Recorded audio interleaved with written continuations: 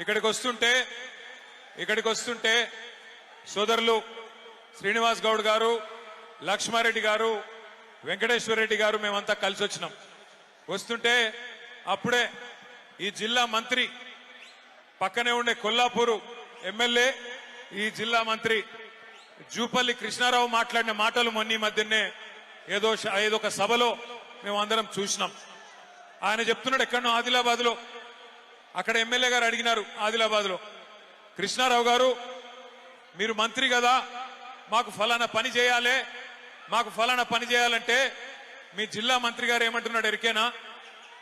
నేనెట్లా చెప్తా, నాకేం తెలుసు, నేను మళ్ళా గెలుస్తానో సస్తానో తెలియదు, మళ్ళా మా ప్రభుత్వం వస్తుందో రాదో తెలియదు, మేము గెలుస్తామో మా ప్రభుత్వం వస్తుందో మాకు తెలియదు, కాబట్టి మాట ఎట్లా ఇస్తా, నేను మాట ఇయ్యా అని చెప్పి జూపల్లి కృష్ణారావు గారు చెప్తా ఉంటే మేము చూసి నవ్వుకుంటా ఉన్నాం.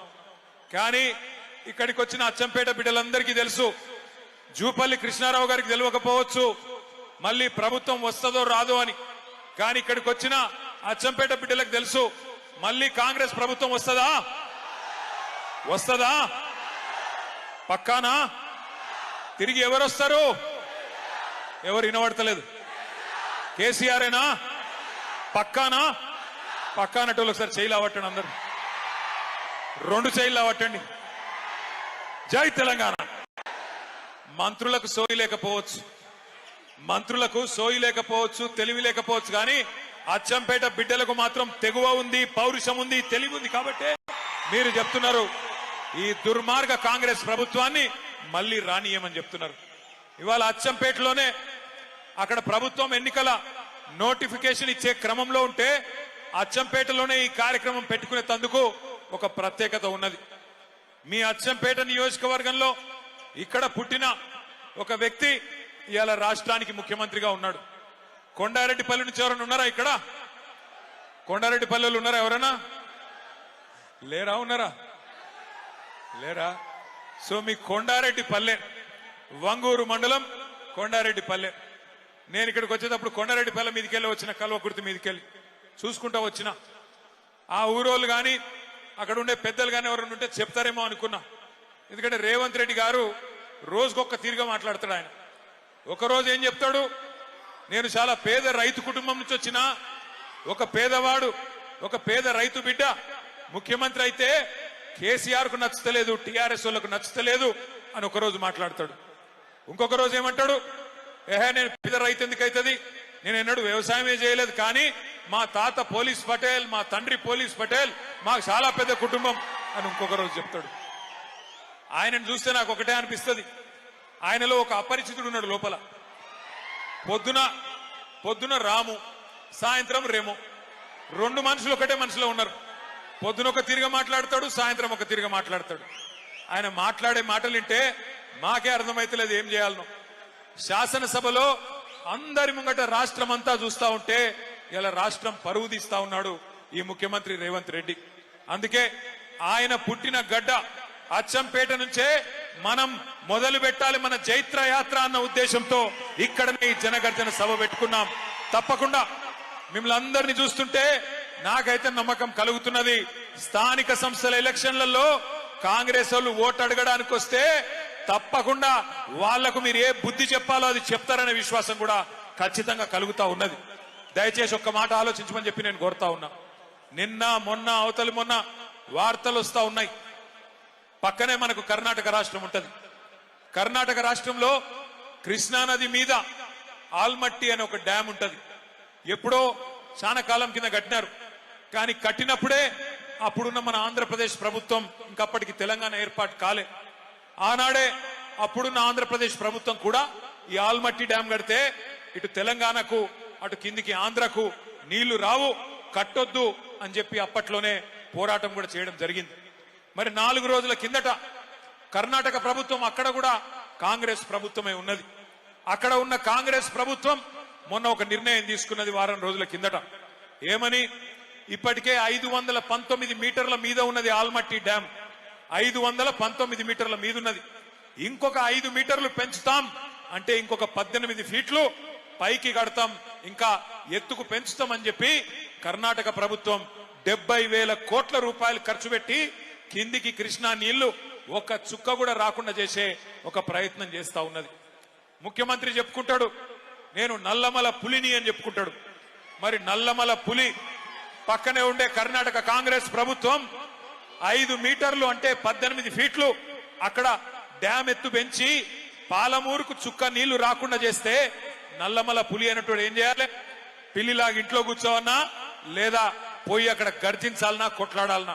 ఒకసారి గుర్తు తెచ్చుకోండి, నిజమైన పులి ఎట్లుంటదంటే కేసీఆర్ గారు 2001వ సంవత్సరంలో రాజోలి బండ డైవర్షన్ స్కీమ్ మీద నడిగడ్డకు నీళ్లు వస్తలేవని, అలంపూర్కు గద్వాల తాలూకాకు నీళ్లు రావడం లేదు, మా నీళ్లు మాకు రావాలి అని చెప్పి అక్కడ తూములు మూసేస్తేనే మాకు నీళ్లు వస్తాయని చెప్పి పాదయాత్ర చేస్తా ఉన్నారు. పాదయాత్ర చేస్తుంటే అవతల పక్కన రాయలసీమ ఎమ్మెల్యే ఒక ఆయన ఒక మాట అన్నాడు, కేసీఆర్ బ్లాక్ మెయిల్ చేస్తున్నాడు, నడిగడ్డకు నీళ్లు రావాలని చెప్పి ప్రభుత్వం మీద ఒత్తిడి తెచ్చే ప్రయత్నం చేస్తా ఉన్నాడు. ఒకవేళ కేసీఆర్ బ్లాక్ మెయిల్ కు కనుక లొంగి తూములు కిందికి దించితే ఆ తూములని బాంబులతో బద్దలు కొడతామని చెప్పి ఒక రాయలసీమ ఎమ్మెల్యే చెప్పినాడు. చెప్తే కేసీఆర్ గారు ఏం చేసినారు తెలుసా? ఒక నిజమైన పులి ఏం చేస్తాడు? ఆయన ఒకటే మాట చెప్పినాడు, నువ్వు గనక సుంకేసుల తూముల కాడికి అడుగు పెట్టినా అక్కడే ఉన్న మీ సుంకేసుల బరాజు ఉంది కదా 1000 బాంబులతో లేపి పాడేస్తాం, తునకలు చేస్తామని చెప్పినాడు. మరి అలా నల్లమల పులి అని చెప్పుకునే రేవంత్ రెడ్డికి ఆ దమ్ము ఆ తెగువ లేదా? పాలమూరు ఎండిపోయే పరిస్థితి వస్తే, కిందికి నల్లగొండకు చుక్క కృష్ణా నీళ్లు రాని పరిస్థితి వస్తే మరి మనకు కేఎల్ఐ లిఫ్ట్ ఎక్కడిది? పాలమూరు లిఫ్ట్ ఎక్కడిది? శ్రీశైలంలకే కృష్ణా నీళ్లు రాకపోతే మనం పైకి నీళ్లు తెచ్చుకునే అవకాశం ఎక్కడిది? ఆలోచించమని చెప్పి నేను కోరుతా ఉన్నా. ఇట్లా అక్కడ పక్కనే ఉన్న కాంగ్రెస్ ప్రభుత్వం ఇవాళ కృష్ణను ఆపే ప్రయత్నం చేస్తుంటే పైనున్న రాహుల్ గాంధీ మాట్లాడాడు, ఇక్కడ ఉన్న రేవంత్ రెడ్డి మాట్లాడాడు. మళ్ళీ తిరిగి కొట్లాడేది మాట్లాడేది ఒకే ఒక్క నాయకుడు తెలంగాణ ప్రయోజనాల కోసం. ఎవరది? ఒక్క కేసీఆర్ గారు మాత్రమే. అందుకే కేసీఆర్ దండుగా మేము ఇవాళ అచ్చంపేట గడ్డ మీద నుంచి అడుగుతా ఉన్నాం ముఖ్యమంత్రి రేవంత్ రెడ్డిని, కాంగ్రెస్ ప్రభుత్వాన్ని, నీకు దమ్ముందా ఆల్మట్టిని ఆపేది, లేదా ఈ గులాబీ దండు బయలుదేరి అక్కడ పోయి అడ్డుకోవాలా చెప్పమని చెప్పి నేను అడుగుతా ఉన్నా. నీకు దమ్ముంటే, నీ ప్రభుత్వానికి తెగింపుంటే రాహుల్ గాంధీ దగ్గరికి పిలిపి కర్ణాటక ముఖ్యమంత్రిని ఎట్లా కృష్ణా నదిని మా నల్లగొండకు పాలమూరుకు మా రంగారెడ్డికి కాకుండా చేస్తావు, ఎట్టి పరిస్థితుల్లో దీన్ని ఒప్పుకోం అని చెప్పి రాహుల్ గాంధీతో చెప్పి ఆల్మట్టి దగ్గర 70,000 కోట్లతోని వాళ్ళు ఏదైతే ఎత్తు పెంచే ప్రయత్నం చేస్తున్నారో దాన్ని వెంటనే ఆపేయి. ఆ దమ్ము నల్లమల పులికుందా? ఈయన నల్లమల పులేనా? నల్లమల పులే ఏంటిది మరి? ఇది పిల్లి కాదు, నక్క. నల్లమల నక్క. ఎందుకంటే నేను చెప్తలేను ఈ మాట. నిన్న కొడంగల్ నుంచి కొంతమంది వచ్చినారు తమ్ముళ్ళు, 300 మంది పార్టీలో జాయిన్ అయినారు, కాంగ్రెస్ వాళ్ళు బీజేపీ వాళ్ళు. వాళ్ళు చెప్తున్నారు, అన్న ఈ నక్క అచ్చంపేటకి వెళ్ళి పారిపోయి మా కొడంగల్కి వచ్చింది, ఈసారి తరిమి కొడితే మరి కల్వకుర్తి పోతుందో అచ్చంపేట పోతుందో వాళ్ళకు కూడా చెప్పురా అన్న చెప్పినారు. ఎందుకు నక్క అంటున్నా అంటే ఉత్తగానే కాదు. ఎలక్షన్ల ముందు ఏం చెప్పినాడు ఇదే రేవంత్ రెడ్డి? రైతులందరికీ చెప్పినాడు ఏమని? కేసీఆర్ రైతు రుణమాఫీ చేసిండు, కానీ నాకు ఓటేస్తే మళ్ళొక్కసారి 2 లక్షల రుణమాఫీ చేస్తా, ఎంబడే సంతకం పెడతా, డిసెంబర్ 9 నేను వస్తున్నా, ఎంబడే పెడతా, మీరు ఉరుకురికి తెచ్చుకోండి అన్నాడు. జరిగిందా రుణమాఫీ? అయిందా కాలేదా? చారాన అయ్యింది, బారాన కాలే. చారాన అయ్యింది, బారాన కాలే. ఇంకేం చెప్పిండు? ఇంకా 6 గ్యారంటీలు అన్నాడు. 6 గ్యారంటీలు. ఇది రాహుల్ గాంధీ గ్యారంటీ, రేవంత్ రెడ్డి గ్యారంటీ, బట్టి విక్రమార్క గ్యారంటీ అని చెప్పి ఎన్ని కథలు చెప్పిండో ఒక్కసారి గుర్తు తెచ్చుకోండి. నేను మొన్న సూర్యాపేట పోయినా, అక్కడ సోదరుడు పెళ్ళైంది మన కార్యకర్తది. అక్కడ పోయే వరకు ఆ సోదరుడు వాళ్ళ అమ్మగారిని పిలిచిండు, ఇంట్లోకి వెళ్ళి పిలిచి అన్న మా అమ్మగారు అని పరిచయం చేశా. అమ్మ బాగున్నారా అన్న? బాగానే ఉన్న బిడ్డ అన్నది. అన్నాక మరి మీరు కొత్త కోడల్ని బాగా చూసుకుంటున్నావా అన్న. ఆ అమ్మాయి ఏమన్నదంటే ఏం కోడలు బిడ్డ అన్నది. నేను పరేషాన్ అయినా, ఇట్లాంటుంది, నిన్నగాక మొన్న పెళ్ళైంది, అప్పుడే కోడల మీద ముక్కిరిసినట్టు మాట్లాడుతున్నది, ఏమైంది తల్లికి అనుకున్నా. ఏమైందమ్మా అన్న. ఏమో బిడ్డ, కొత్త కోడలు వస్తే 2,500 వస్తాయి అనుకున్న నెలకి, ఏమొచ్చినా ఏం రాలేదు అన్నది. ఆ కోడలి పిల్ల కూడా చాలా గడుసు తిన్నది. ఆమె బయటికి ఉరికొచ్చింది, అత్తమ్మ నీకు కూడా 4,000 పెన్షన్ వస్తుంది అనుకున్నా, నీకేమన్నా వచ్చిందా అని ఆమె కూడా అన్నది. అంటే ఈ రేవంత్ రెడ్డి చేయబట్టి ఏమైంది అంటే ఎలక్షన్లు అప్పుడు పొంకనాలు కొట్టిండు కదా, పొంకనాల పోతిరెడ్డి ఏమన్నాడు ఆ రోజు, అత్తకు 4,000 కోడలకు 2,500 వచ్చినాయా ఎక్కడన్నా? ఆఖరి కొండారెడ్డి పల్లిలను వచ్చినాయా? ఎవలకు లేవు. అత్తకు 4,000 రాలేదు. ముసలాయనకు గుడిస్తా అన్నాడు, ముసలమ్మకే కాదు ముసలాయనకు గుడిస్తా, కేసీఆర్ ఇంట్లో ఒకరికి ఇస్తున్నాడు, నేను ఇద్దరికి ఇస్తా అన్నాడు. ముసలాయనకు లేదు, ముసలమ్మకు లేదు, గవే 2,000, గవే కేసీఆర్ పెంచిన 2,000. ఆ 2,000 కూడా 2 సార్లు ఎగ్గొట్టిండు. ఆ 2,000 పెన్షన్ కూడా 2 నెలలు ఎగ్గొట్టిండు రేవంత్ రెడ్డి. అట్లాగే కోడలి పిల్లలకు చెప్పినాడు, మహాలక్ష్మి పథకం కింద మీరు 18 ఏళ్లు నిండిన ఆడబిడ్డలందరికీ డిసెంబర్ నెల నుంచే 100 రోజులు నిండంగానే నెలకు 2,500 మీకు ఇచ్చేస్తా అని చెప్పినాడు. అందుకే ఇవాళ మేము ఒక పని చేసినాం. ఏం చేసినామంటే, వీళ్ళు కాంగ్రెస్ వాళ్ళు ఎలక్షన్లకు ముందు గ్యారంటీ కార్డులు పంచిండ్రు, యాదికుందా? ఇది మా గ్యారంటీ అని. అందుకే ఇవాళ అచ్చంపేటలో మీ అందరికి నేను కాంగ్రెస్ ఓలోలకు ఎంతెంత బాకీ పడ్డదో కాంగ్రెస్ బాకీ కార్డు ఇంటింటికి పంచబోతా ఉన్నాం. ఎవరెవరికి ఎంతెంత బాకీ పడ్డది కాంగ్రెస్ అంటే, ఆడపిల్లల విషయమే తీసుకుంటే, మహాలక్ష్మి పథకం విషయమే తీసుకుంటే, ఒక్కొక్క ఆడబిడ్డకు 22 నెలలకు నెలకు 2,500 చొప్పున 55,000 రూపాయలు కాంగ్రెస్ పార్టీ బాకీ ఉన్నది. రైతు బంధు గుర్తున్నదా? టింగు టింగుమని పడుతున్న కేసీఆర్ గారు ఉన్నప్పుడు పడుతుందా? ఇప్పుడు అది కూడా కేసీఆర్ ఉన్నప్పుడేమో నాట్లప్పుడు పడుతుండే, రేవంత్ రెడ్డి వచ్చినాక ఓట్లప్పుడు మాత్రమే పడుతుంది, తర్వాత మళ్ళా రాదు. పార్లమెంట్ అప్పుడు పడ్డది, మళ్ళా పంచాయతీ ఎలక్షన్ ఉన్నాయేమో అని మొన్న కొంతమందికి వేసినాడు. అది కూడా ఏం చేసినాడు, కేసీఆర్ 10,000 వేస్తే నేను 15,000 ఇస్తా అన్నాడు. అందుకే ఇక్కడ ఒక్కొక్క రైతుకు ఎంత బాకీ ఉన్నాడో ఇక్కడ రాసి పెట్టినాం. ఎంత బాకీ ఉన్నాడు రేవంత్ రెడ్డి అంటే, ఒక్కొక్క రైతుకు ఏదైతే 15,000 ఇస్తా అని చెప్పి మొన్న 12,000 ఇచ్చిండో, ఒక్కొక్క రైతుకు ఎకరానికి ఈ ఒక్క పంటకే 3,000 బాకీ ఉన్నాడు. పోయిన 2 పంటలకు 5,000 చొప్పున బాకీ పడ్డాడు. అట్లాగే మీరు రేవంత్ రెడ్డి ప్రభుత్వం రాకముందు పెద్ద పెద్ద మాటలు చెప్పినాడు. కేసీఆర్ ప్రభుత్వం ఒక ఆడపిల్ల పెళ్లి చేసుకుంటే 1,00,000 రూపాయలు ఇస్తున్నది, మరి నేను 1,00,000 రూపాయలు కాదు దాని మీదికెళ్లి తులం బంగారం ఇస్తా అన్నాడు. ఇప్పుడు 8 లక్షల పెళ్లిలైనాయి. మరి కాంగ్రెస్ ప్రభుత్వం వచ్చినాక ఎన్ని లక్షల తులాల బంగారం బాకీ ఉన్నాడో? 8 లక్షల తులాల బంగారం బాకీ ఉన్నాడా? అడుగుదామా? అట్లాగే వికలాంగులకు చెప్పినాడు, కేసీఆర్ గారు మీకు 4,000 పెన్షన్ ఇస్తున్నాడు, నేను 6,000 పెన్షన్ ఇస్తా అని చెప్పి నమ్మబలికినాడు. ఒక్కొక్క దివ్యాంగుడికి ఈ ప్రభుత్వం 22 నెలలకు గాను 44,000 రూపాయలు బాకీ ఉన్న విషయం మీ అందరికీ ఈ బాకీ కార్డు ద్వారా నేను గుర్తు చేస్తా ఉన్నా. ఈ బాకీ కార్డు రేపు గ్రామానికి పోవాలి, గడప గడపకు పోవాలి, మనిషికి పోవాలి. ఈ బాకీ కార్డే మీకు బ్రహ్మాస్త్రం అవుతుంది. ఈ బాకీ కార్డే ఇంటింటికి మనం పంచుదాం. కాంగ్రెస్ వాళ్ళు వస్తారు ఓట్లు అడగనికి వచ్చినప్పుడు కాంగ్రెస్ వాళ్ళకు మరి వాళ్ళు ఎలక్షన్లు ఇప్పుడు బాగా సంపాదిస్తున్నారు.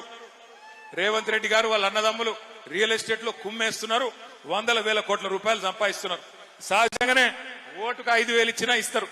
కాబట్టి మీరు కూడా ఏం చేయండి అంటే, ఓటుకు 5,000 ఇచ్చినా తీసుకోండి, ఏం తప్పులేదు. కానీ బాకీ కార్డు ముంగట పెట్టండి. కొడుక 5,000 ఇచ్చినావు, మరి మిగతా 50,000 ఎప్పుడు ఇస్తావు అని అడగాల. కొడుక 2,000 ఇచ్చినావు, మరి మిగతా 53,000 ఎప్పుడు ఇస్తావు, ఏం సంగతి అని అడగాల. మా ఆడబిడ్డల దగ్గరకు వస్తే మరి 55,000 ఎప్పుడు ఇస్తావన్నా అని అడగాలి, తులం బంగారం ఎప్పుడు ఇస్తావన్నా అని అడగాలి.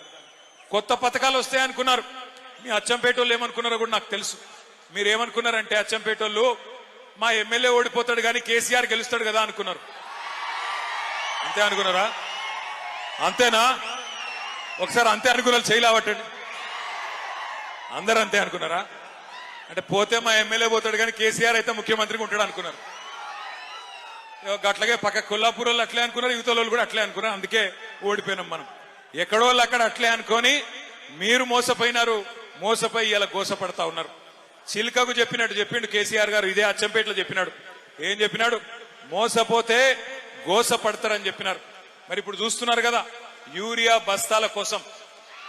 బస్తాల కోసం లైన్లు కట్టే దిక్కుమాలిన రోజులు వచ్చినాయి. కేసీఆర్ ఉన్నప్పుడు ఉండేనా ఈ పరిస్థితి? యూరియా కోసం యుద్ధాలు చేసే పరిస్థితి ఉండేనా?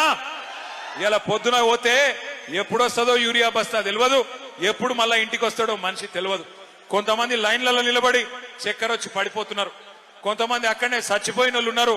మొన్న ఒక గిరిజన మహిళ మిర్యాలగూడ నియోజకవర్గంలో ఆ తోపులాటలో తోకిసలాటలో అక్కడనే పడి చచ్చిపోయిన పరిస్థితి ఒక గిరిజన రైతు.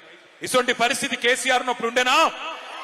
ఎన్నడన్నా రైతుకు ఇబ్బంది కలిగిందా కేసీఆర్ గారు ఉన్నప్పుడు? ఇవాళ ఆలోచించమని కోరుతా ఉన్నా. ఆల్మట్టి ఎత్తు పెంచుతుంటే మాట్లాడాడు, యూరియా ఇయ్యడు, రైతు బంద్ అయ్యాడు, బోనస్ ఇచ్చిండా? బోనస్ బోగస్ అయ్యింది. రైతుని ఇవాళ అరిగోస పెడుతున్నాడు రేవంత్ రెడ్డి గారు. మన ప్రభుత్వం ఉన్నప్పుడు మనం ఇక్కడ ఉండే కల్వకుర్తి లిఫ్ట్ ఇరిగేషన్ ను వేగంగా పూర్తి చేసి 4 లక్షల ఎకరాలకు నీళ్లు తీసుకొచ్చి అచ్చంపేటలో కూడా 90,000 ఎకరాలకు నీళ్లు ఇచ్చిన ఘనత కేసీఆర్ గారి ప్రభుత్వానికి. ఆ 90,000 సరిపోవు, మరి ఖచ్చితంగా ఇంకా ఎక్కువ చేయాలన్న ఉద్దేశంతో అచ్చంపేట లిఫ్ట్ ఇరిగేషన్ అని చెప్పి ఇంకొక 1350 కోట్ల రూపాయలతో అచ్చంపేట లిఫ్ట్ ఇరిగేషన్ కూడా కేసీఆర్ గారు మంజూరు చేసినారు.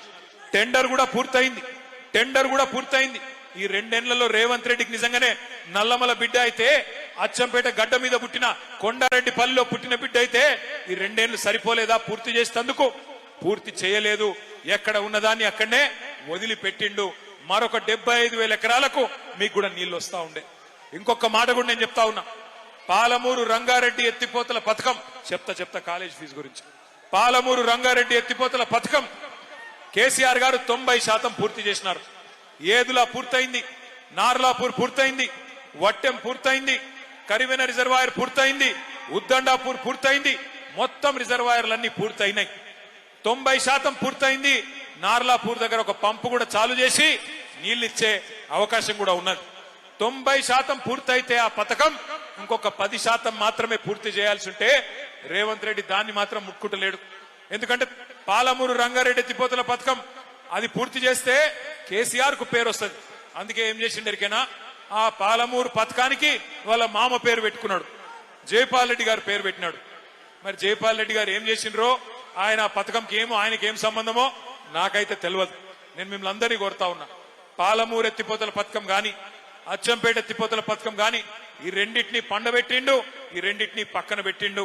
ఆల్మట్టి అక్కడ కడుతుంటే కృష్ణలో ఒక్క చుక్క నీరు రాకుండా పక్కన కర్ణాటక కాంగ్రెస్ ప్రభుత్వం కుట్ర చేస్తుంటే నోరు మూసుకొని ఉన్నాడు. ఎక్కడ రాహుల్ గాంధీ తీసి పారేస్తాడేమో అని భయపడతా ఉన్నాడు.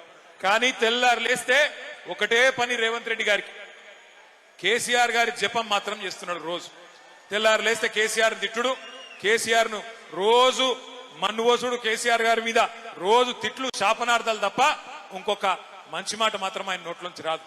ఒకసారి ఆలోచించండి. మనం కూడా చాలా మంది ముఖ్యమంత్రులను చూసినాం. ఎన్టీ రామారావు గారిని చూసినాం, తర్వాత చంద్రబాబు నాయుడు గారిని చూసినాం, తర్వాత రాజశేఖర రెడ్డి గారిని చూసినాం, తర్వాత రోషయ్య గారిని చూసినాం, కిరణ్ కుమార్ రెడ్డి గారిని చూసినాం, ఆ తర్వాత కేసీఆర్ గారిని చూసినాం, ఇప్పుడు రేవంత్ రెడ్డి గారిని చూస్తా ఉన్నాం. ఎవరైనా ముఖ్యమంత్రి ఆ పదవిలో కూర్చున్న పెద్ద ఆయన ఎన్నడన్నా రేవంత్ రెడ్డి మాట్లాడినంత హీనంగా, రేవంత్ రెడ్డి మాట్లాడినంత దరిద్రంగా ఎవరన్నా ముఖ్యమంత్రి మాట్లాడిండా? ఒక్కసారి ఆలోచన చేయండి. ఎంత గలీజు మాటలు మాట్లాడతాడు ఆయన. నీ గుడ్లు వీకి గోటీలు ఆడతా అంటాడు, నీ మెడల పేగులు తీసుకొని నీ పేగులు తీసుకొని మెడలు వేసుకుంటా అంటాడు. పేగులు తీసుకునేది పోటీ కొట్టాడు ఆయన. నాకు అర్థం కాదు, పేగులు తీసి మెడలు వేసుకుంటా, ఇటువంటి మాటలు. ఇంకా గలీజ్ ఏంటంటే, ఇప్పుడు ఇక్కడ అచ్చంపేట జనగర్జనలో ఒక 15-20 వేల మంది ఉన్నారు. మీరు ఇక్కడ ఎవరన్నొక్కలు అప్పు లేని వాళ్ళు ఎవరు ఉన్నారా? బాకీ లేని వాళ్ళు ఎవరు ఉన్నారా? ఉంటే బాకీ లేనోళ్ళు బాకీ ఉన్నోళ్ళు చేయి కింద పెట్టండి. బాకీ లేనోళ్ళు ఎవరైనా ఉంటే ఒక మర్రి జనార్దన్ రెడ్డికి లేకపోవచ్చు, కానీ ఉందా నీకేమన్నా? ఆయన ఒక్కరికి లేదంటే కానీ మిగతా వాళ్ళకి అందరికి బాకీ ఉన్నది. ఇప్పుడు మనిషి అనేటోనికి బాకీ ఉంటది, మర్రికి కూడా ఉంటది, చెప్తలేడు కొద్ది సిగ్గుపుతుంది. కానీ అదానికి బాకీ ఉంటది, అంబానికి కూడా బాకీ ఉంటది, వెంకటేశ్వర స్వామికి కూడా బాకీ ఉన్నది. తిరుమల దేవుడు వెంకటేశ్వర స్వామికి అంత పెద్దోడు, ఆయనకే బాకీ ఉన్నది. బాకీ ఉన్నా మనందరికి బాకీ ఉన్నది, అందరికి అప్పులు ఉన్నాయి. కానీ తిట్టుకుంటాం, ఆ రోజు బయట చెప్తామా, నేను దివాలా తీసినా, నేను సంకనాకి పోయినా, నాకు బాకీ ఉన్నది, నేను ఎత్తిపోయినా అంటే ఎవడన్నా మార్కెట్లో మనకు విలువ ఉంటుందా?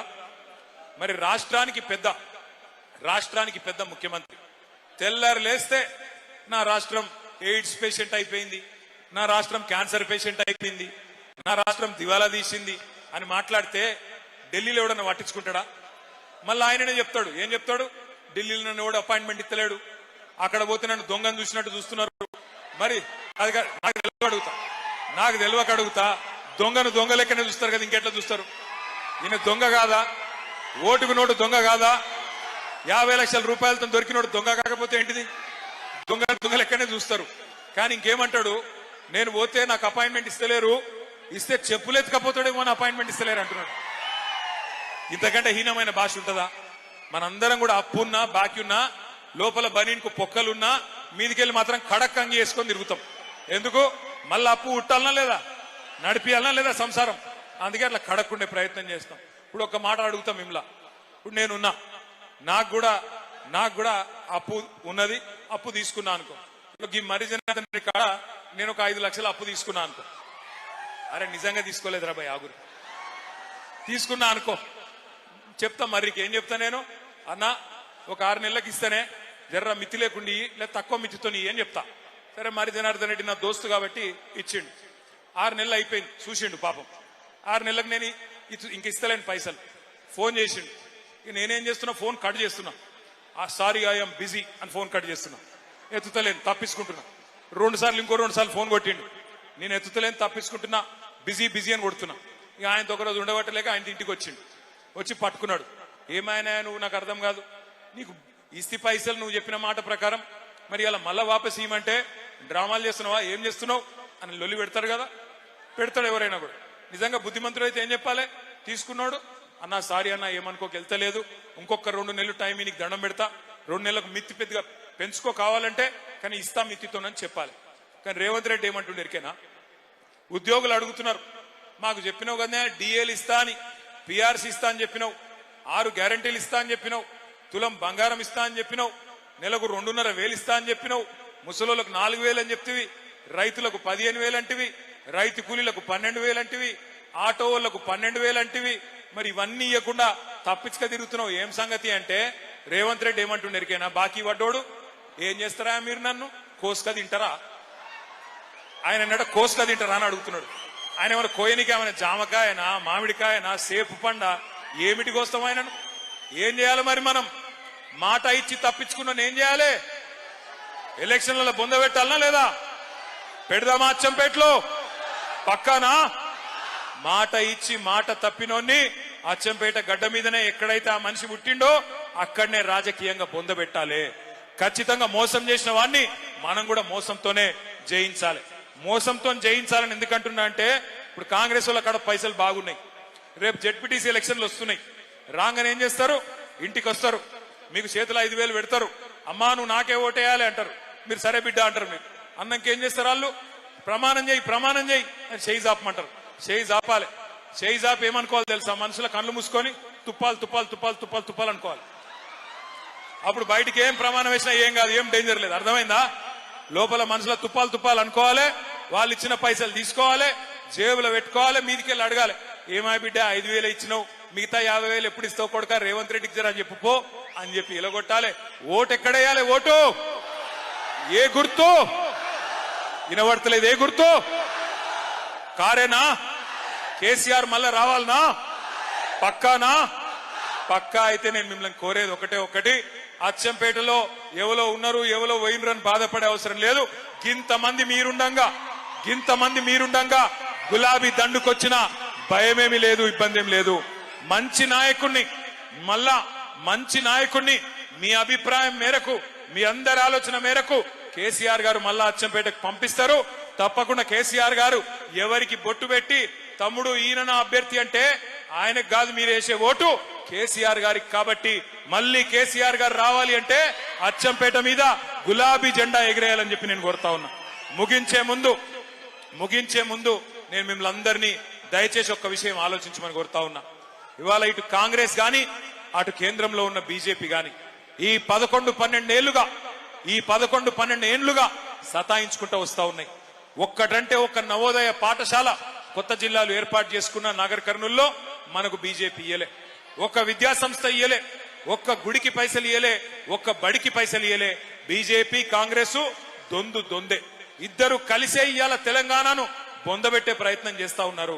ఇద్దరు కలిసి రాజకీయంగా మరి మనని ఎదుర్కోలేక కేసీఆర్ గారిని మరి అప్రతిష్ట పాలు చేసే ప్రయత్నం చేస్తా ఉన్నారు. ఆలోచన చేయండి మీరు. ఇద్దరు కలిసి ఉన్నారని ఎందుకంటున్నా అంటే సరిగ్గా నిన్న సెప్టెంబర్ 27 పోయిన సంవత్సరం తెలంగాణ రెవెన్యూ మంత్రి పొంగులేటి శ్రీనివాసరెడ్డి కాంగ్రెస్ మంత్రి ఆయన ఇంటి మీద ఈడీఓడు రైడ్ చేసిండు ఈడీ ఎన్ఫోర్స్మెంట్ డైరెక్టరేట్ రైడ్ చేస్తే ఆ రైడ్లో మరి టీవీలలో వార్తలు వచ్చినాయి. ఇంట్లోకి రెండు నోట్లను లెక్క పెట్టే మెషిన్లు పోతున్నాయి, పెద్ద మెషిన్లు పోతున్నాయి, గుట్టలుగా పైసలు ఉన్నట్టున్నాయి అని చెప్పి టీవీలలో వార్తలు వచ్చినాయి. ఆ రైడ్ జరిగి ఒక సంవత్సరం అయిపోయింది. సంవత్సరం అయిపోయినా కూడా ఆ మంత్రి గారు నోరిపుతలేడు, ఈడీఓడు నోరిపుతలేడు. అంటే కాంగ్రెస్ వాడు మాట్లాడతలేడు, బీజేపీ వాడు మాట్లాడతలేడు. ఇద్దరు మంచిగా కలిసిమెలిసి అండర్స్టాండింగ్ లో బ్రహ్మాండంగా పనిచేసుకుంటా ఉన్నారు. అందుకే గుర్తుపెట్టుకోండి, ఇక్కడ తెలంగాణలో ఉన్నది కాంగ్రెస్ ప్రభుత్వం కాదు, తెలంగాణలో ఉన్నది జాయింట్ వెంచర్ ప్రభుత్వం. కాంగ్రెస్ బీజేపీ కలిపి నడుపుతున్న ప్రభుత్వం తప్ప ఇది కాంగ్రెస్ ప్రభుత్వం కాదు. అందుకే రెండు పార్టీలను బొందబెట్టేందుకు మీకు అచ్చంపేటలోనే బ్రహ్మాండమైన అవకాశం ఉన్నది. స్థానిక సంస్థల ఎన్నికల్లోనే మీ సత్తా చూపెడతారని చెప్పి మనస్ఫూర్తిగా కోరుకుంటూ ఇవాళ జనగర్జనకు ఇన్ని వేల మందిగా విచ్చేసిన మా తమ్ముళ్లకు అన్నలకు మళ్ళొకసారి నమస్కారాలు తెలియజేస్తూ జై తెలంగాణ. అన్ని పిడికిలు లేవాల, దయచేసి జన గర్జన అంటే గర్జించాలా. జై తెలంగాణ. కేసీఆర్ గారి నాయకత్వం. ఇక్కడ మా తమ్ముడు చెప్తా ఉన్నాడు ఫీజు రీయింబర్స్మెంట్ బకాయిలు కూడా రాలేదని చెప్తా ఉన్నాడు. ఒక్క ఫీజు రీయింబర్స్మెంటే కాదు, 2 లక్షల ఉద్యోగాలు బాకీ పిల్లలకు, అలాగే 4,000 రూపాయల చొప్పున నిరుద్యోగ భృతి బాకీ, ఫీజు రీయింబర్స్మెంట్ బాకీ, మా ఆశా వర్కర్లకు అంగన్వాడీలకు కూడా 18,000 రూపాయలు బాకీ. ఇట్లా బాకీ లేని ఏ వర్గం కూడా లేదు. వారందరికీ అండగా కేసీఆర్ గారు బీఆర్ఎస్ ఉంటుందని చెప్పి తెలియజేస్తూ జై తెలంగాణ.